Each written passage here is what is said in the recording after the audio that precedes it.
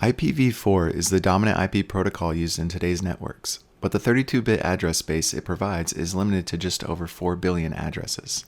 In the early 1990s, work began on a new protocol, IPv6, that would remedy this limitation with a 128-bit address space and guarantee unique IP addresses for the foreseeable future, as well as replace other undesirable characteristics of the IPv4 protocol. Even though there are no IPv4 addresses left to allocate as of November 2019, adoption of the IPv6 protocol has been slow and still not the dominant protocol in use today. One reason for this is the use of network address translation, or NAT, to map IP addresses to other address spaces, and this allows an entire private network to use a single IP address. Another reason is the difficulty and cost in replacing the actual router hardware. Even so, IPv6 capable hardware exists and adoption of the protocol is slowly taking place. When an IPv6 datagram encounters an IPv4 router in its path that does not support IPv6, it uses a method known as tunneling. The IPv6 router preceding the IPv4 router will take the entire datagram and encapsulate it within the data portion of a new IPv4 datagram, complete with an IPv4 header.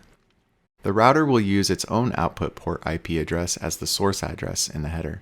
It will identify the next IPv6 router in the path and set that as the destination address. It will also set the protocol type to 41, indicating that the data payload is an IPv6 datagram. The datagram will then be tunneled through all subsequent IPv4 routers in the path until it reaches the destination IPv6 router. This router will see that the payload type is an IPv6 datagram, extract it, and route it just as it would if it had received the datagram from an adjacent IPv6 router. Although IPv6 does not allow for router-to-router fragmentation, an IPv4 datagram can be fragmented in the tunnel. Here's an example problem that looks a little closer at IPv6 tunneling. A 1500-byte IPv6 datagram encounters a series of IPv4 routers along its way, each with a maximum transmission unit of 1500 bytes. The datagram is encapsulated in an IPv4 datagram to tunnel through the incompatible routers until it reaches an IPv6 router. First of all, will the IPv6 datagram be fragmented? How about the IPv4 datagram?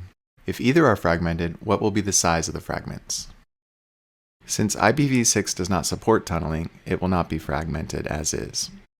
However, the IPv6 datagram will be encapsulated inside the data portion of a new IPv4 datagram, and the resultant datagram will have a size of 1,520 bytes. It will be 20 bytes for the IPv4 header and 1,500 bytes for the data portion. So the new IPv4 datagram will need to be fragmented while routing through the tunnel. The first fragment will be 1,500 bytes due to the MTU limitation, and the second fragment will be 40 bytes, comprised of a 20-byte header and the remaining 20 bytes of data. If the IPv4 datagram is fragmented, is the IPv6 header contained in all fragments? No, the IPv6 header is only contained in the first fragment. What are the source and destination addresses and the protocol type set in an IPv4 header? Are these the same addresses in the IPv6 header? The source address is the IP address of the IPv6 header that started the tunnel, and the destination address is the IP address of the next IPv6 router in the path, which marks the end of the tunnel. The protocol type is set to 41, indicating that the data payload is an IPv6 datagram. The addresses in the IPv4 header are not the same as those in the IPv6 header. They are just used for the tunneling portion of the datagram's journey.